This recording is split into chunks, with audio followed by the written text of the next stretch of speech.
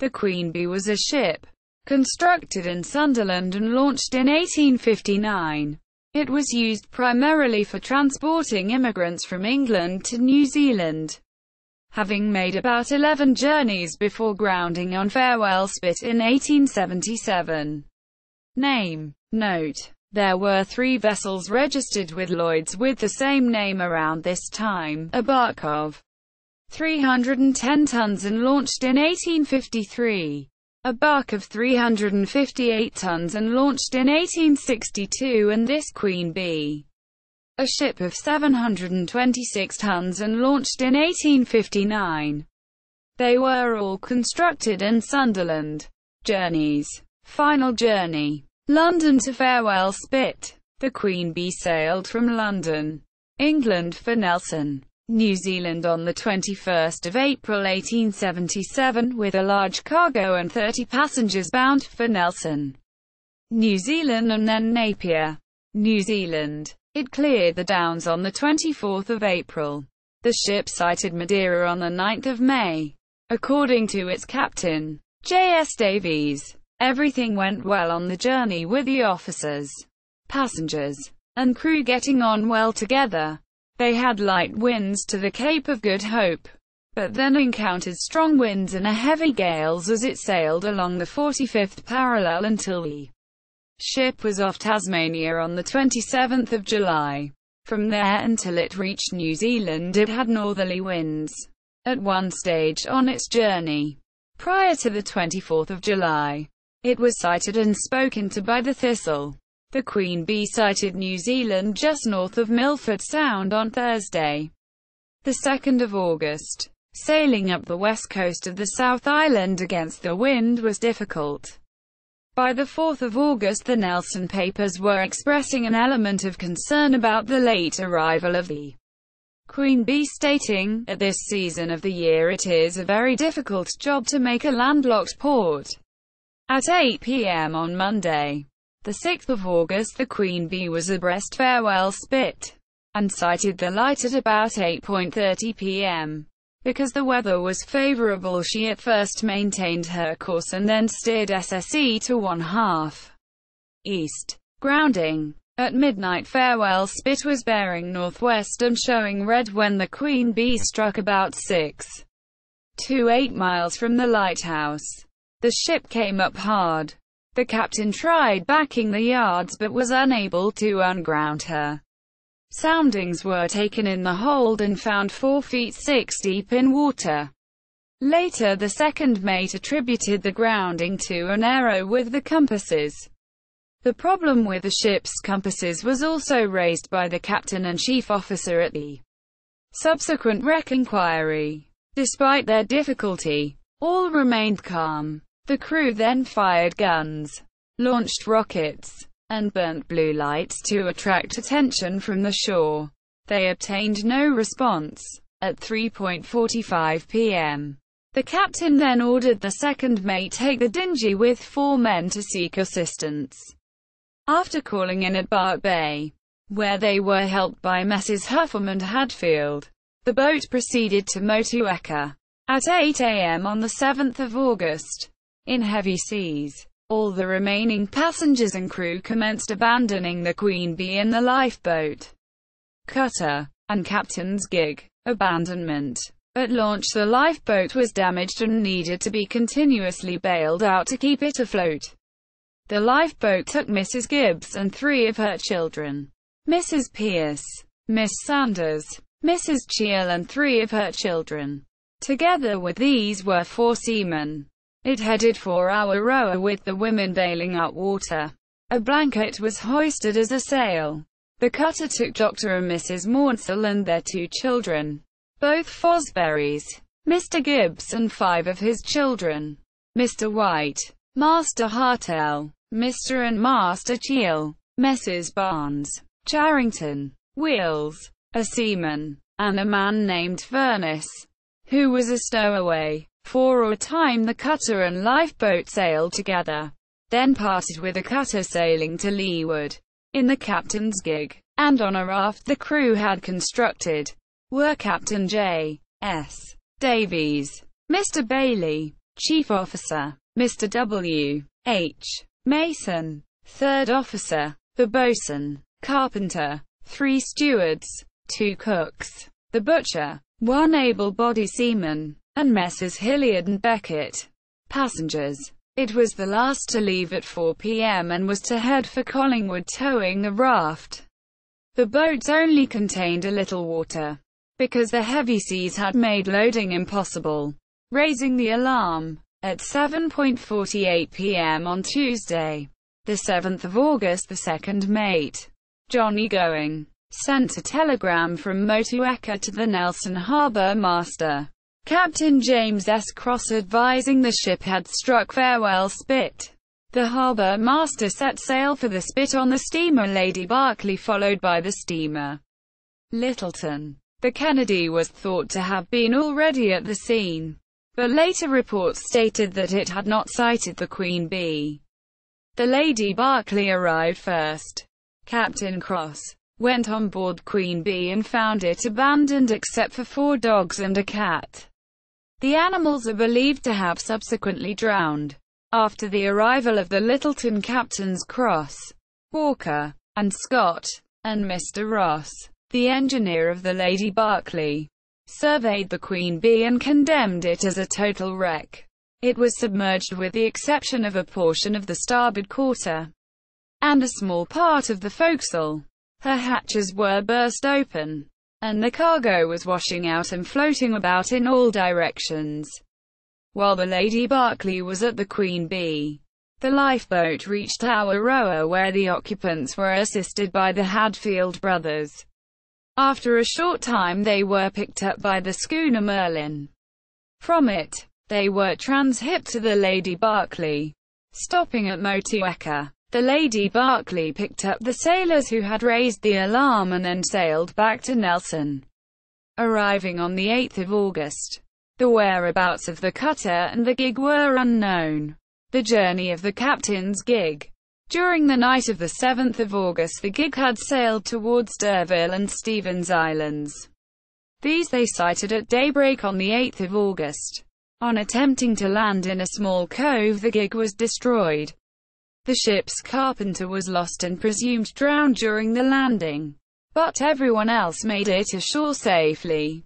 Once ashore, Mr. Hilliard, a passenger, attempted to climb the hill surrounding the cove, but fell badly, injuring his feet.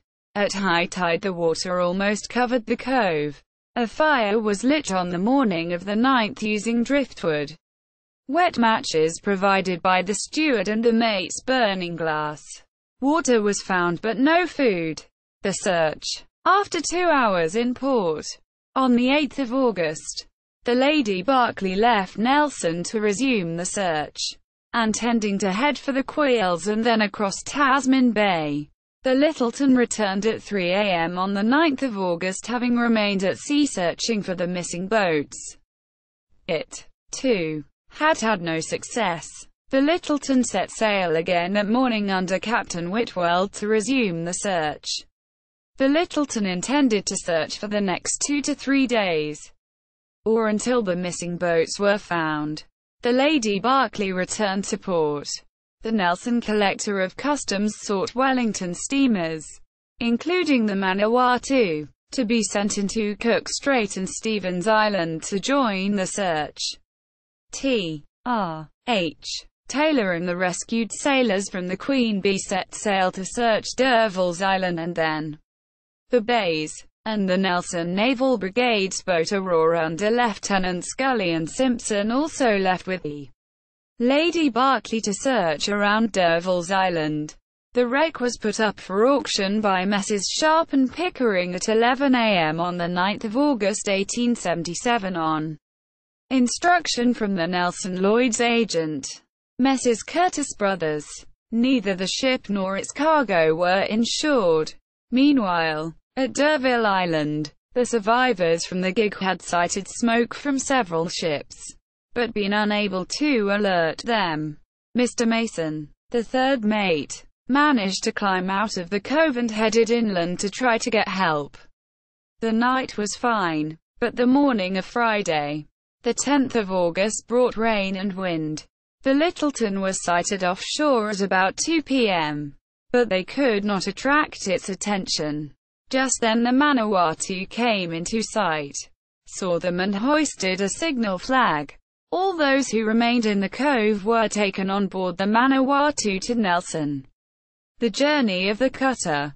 At 10:34 a.m. on Saturday, the 11th of August, Lieutenant Simpson from the Aurora telegraphed from Cable Bay that the cutter and all on board had been located safe and well at French Pass.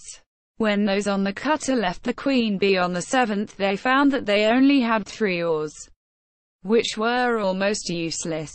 No sails, a mast, a bottle of water and 3 tins of preserved meat.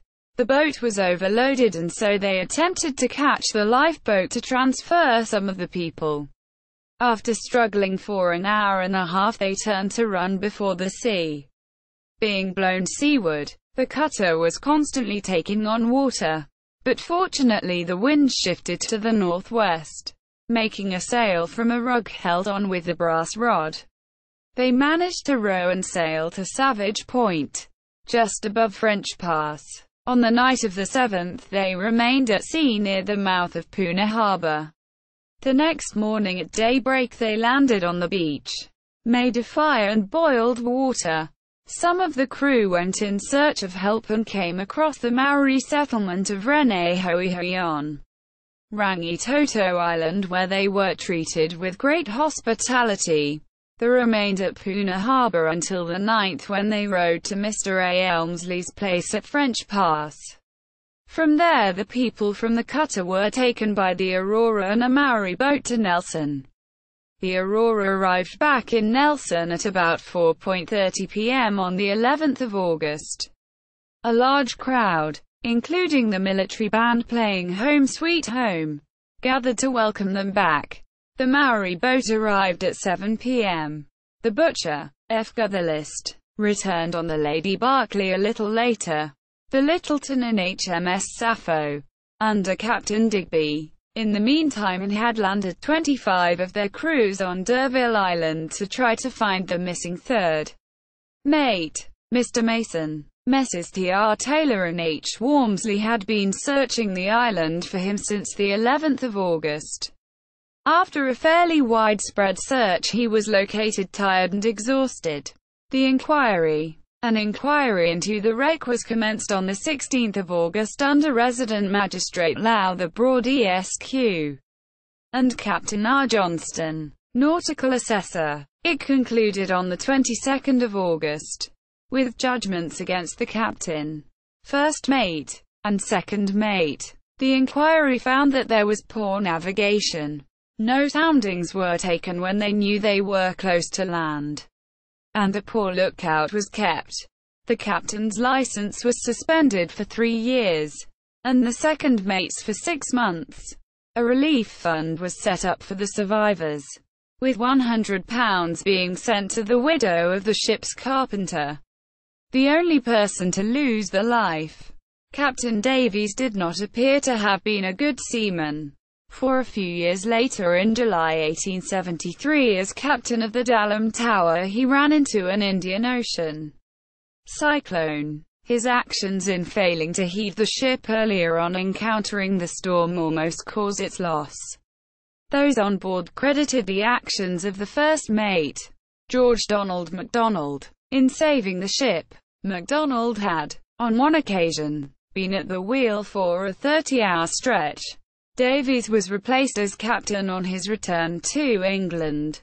Crew: Captain John Sayer Davies, Chief Officer Arthur Hesson Bailey, Master's Certificate from 1852, Boatswain, Carpenter, Chief Steward Alexander Gardner, Stewards, 2 cooks, 2 butcher, F. Gutherlist, first mate, second mate, John Ernest Going, Master's Certificate from 1875, third mate, William Henry Mason, able-bodied seaman, 5 seamen, John Willis, John Price, Oscar Frank, Edward Williamson, Martin Wardrobe, and 1 others. Ship's manifest. The ship's manifest stated the following load: 4 bales flour bags, 10 cases Van Houten cocoa, 30 bundle spades, 42 cases galvanized corrugated iron, 1 bale seaming twine, 150 cases Hennessy's brandy, 2 crates brownware, 3 casks china, 15 cases marmalade, 10 kegs split peas, 50 kegs patent wrought nails, 50 cases 10-inch sail, quartz, 10,000 counters slates, 9 cases glass, 10 quarter casks sherry, 60 camp ovens, 150 grindstones, 20 barrels tar and pitch, 20 quarter casks pale brandy, 50 cases blood stout, quartz, 50 cases pig brand stout, quartz, 10 cases bath bricks, 40 casks fighting, 1 cases gauge glasses, 11 rolls sheet lead, 10 50 sash weights, 23 kegs shot, 25 boxes tin plates, 2 iron tanks raisins, 10 casks shell almonds, 10 casks Barcelona nuts, 5 casks walnuts, 2 cases Jordan almonds, 50 barrels currants, 3 cases sultanas, 1 case Olutsi licorice, 4 cases scythe stones, 1 cask scythes, 50 kegs Hall's sporting and blasting powder, 16 cases Curtis and Harvey's sporting powder, 30 quarter casks vinegar, 3 cases Huntley and Palmer's biscuits, 10 bales corn sacks, 20 cases cocoa, 6 cases blacking, 20 cases Worcester sauce, 1 case percussion caps, 10 cases red herrings, 4 cases scented soap, 250 boxes candles, 10 cases bedstead, 3 casks soft soap, 5 cases acid, 2 cases cream of tartar, 10 cases bottled fruits, 2 cases pimento, 2 cases macaroni, 40 kegs seed, 50 cases Lome whiskey, 20 cases corn flour, 95 packages drapery, 50 cases Mucoff brandy, 30 cases claret, 160 kegs paint, 6 bundles castings, N. Edwards & Co., 20 cases and 10 casks currants, 17 crates and 5 casks glass and earthenware, 4 cases gunpowder, 200 boxes candles, 200 bags salt,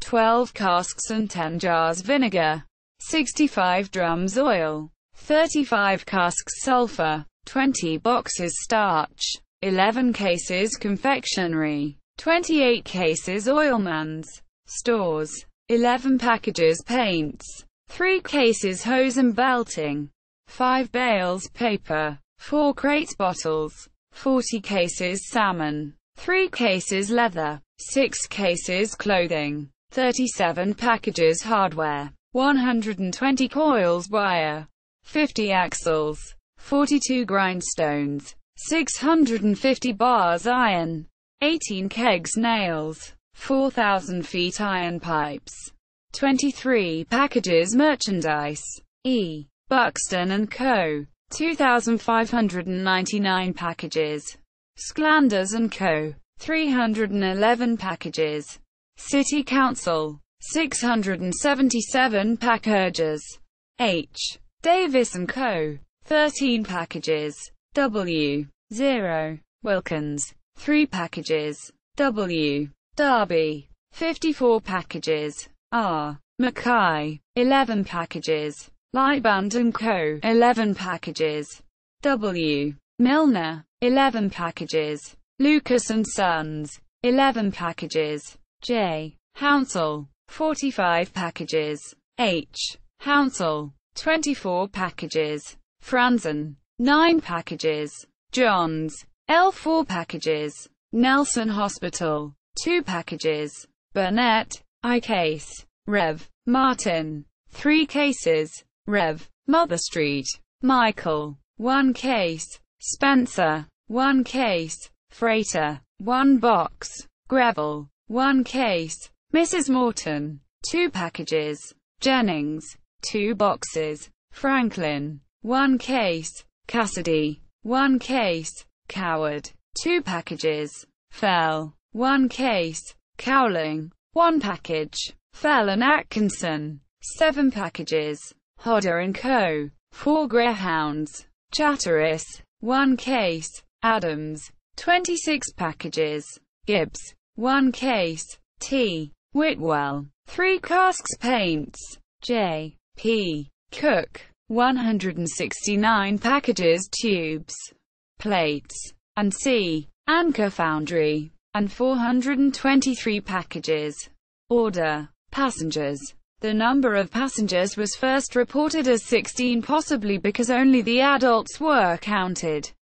Later reports ranged from 30 to 50 passengers. The list from the colonist names 30.